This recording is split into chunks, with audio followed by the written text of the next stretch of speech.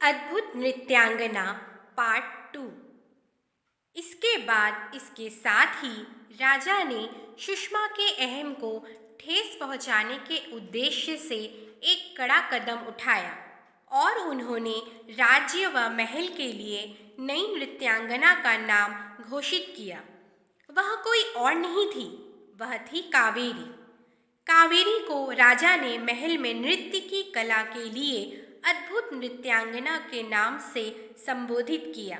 वह सुषमा को महल में ना आने का आदेश दिया, किसी भी उत्सव में शामिल न होने की भी आज्ञा दी। अब कावेरी हर दिन नए नए नृत्य के गुणों से सभी के मन पर छाप छोड़ती चली जा रही थी। अब दिन प्रतिदिन उसकी नृत्य की साधना से लोग अचंभित होने लगे। वह निस्वार्थ भाव से लगन से नृत्य करती और हमेशा मन मोहने वाली प्रस्तुति देती।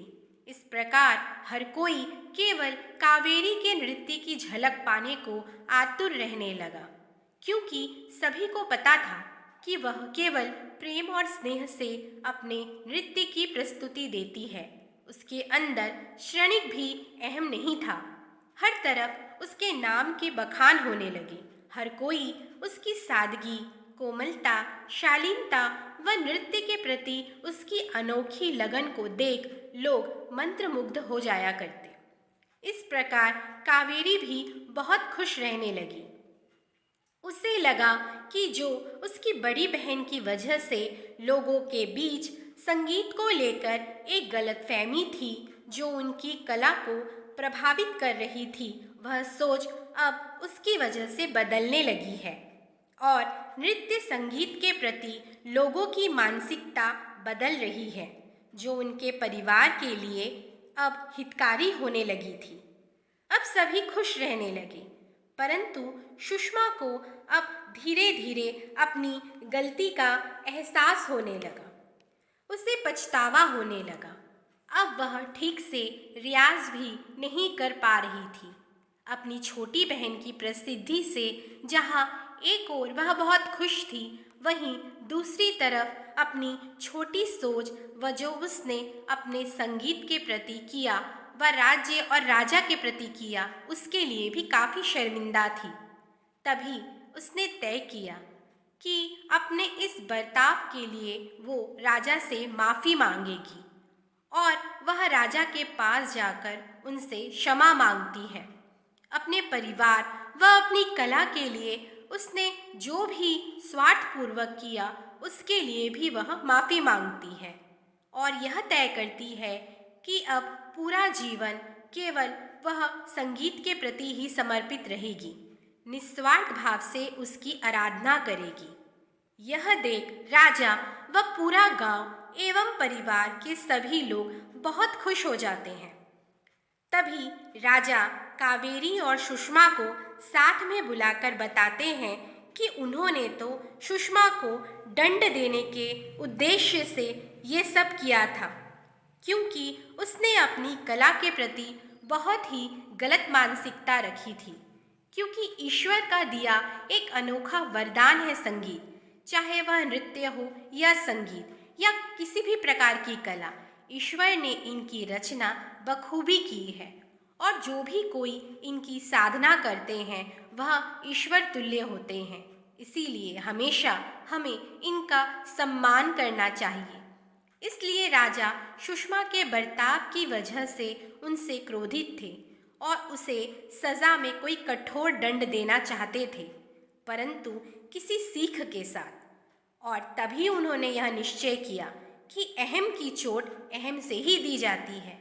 इसीलिए उन्होंने कावेरी को इस दंड के देने के लिए माध्यम के रूप में चुना और एक मिसाल साबित की।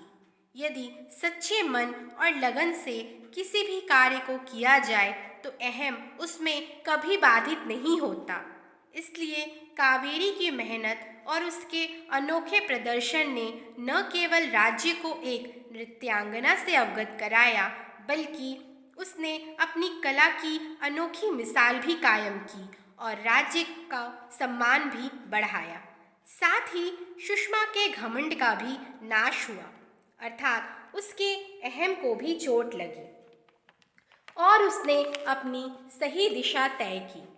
यही उसकी असली माफ़ी थी और राजा इस तरह सुषमा को माफ़ कर देते हैं। वह पहले की तरह उसे राज्य के सभी आयोजन में शामिल होने की अनुमति भी देते हैं। साथ ही उनके परिवार को एक विशेष अधिकार देते हुए एक उपाधि से उन्हें सम्मानित करते हैं और वह उपाधि थी अद्भुत नृत्यांगना का परिवार। और कावेरी की अपने नृत्य के प्रति अटूट भक्ति निष्ठा के लिए उसके मन को विभोर कर देने वाले नृत्य के लिए राजा ने उसे अद्भुत नृत्यांगना के नाम से जाना जाए, ऐसा राज्य में आदेश भी दिया। और यह सीख देते हुए कि यदि सम्मान पाना है तो सहमान सहित पाओ, वरना केवल मान ही रह जाता है, सहमान नहीं मिल पाता, जो एक व्यक्ति के लिए अति आवश्यक है। इसलिए कहा जाता है कि हमें हमेशा अपनी सीख को, चाहे वह किसी भी क्षेत्र में हो, उसे सदा बांटना चाहिए, उसका सम्मान करना चाहिए, क्योंकि हम अपने गुणों को जितना बांटेंगे वह और बढ़ेगा, घटेगा नहीं। शायद और भी लोग हमारी तरह गुणी हो जाएंगे। इसलिए हमें अपनी कला पर गर्व ज़रूर होना चाहिए, पर गुरूर घमंड कभी नहीं। हमें सहमान चाहिए, केवल मान नहीं, जैसा कावेरी को मिला।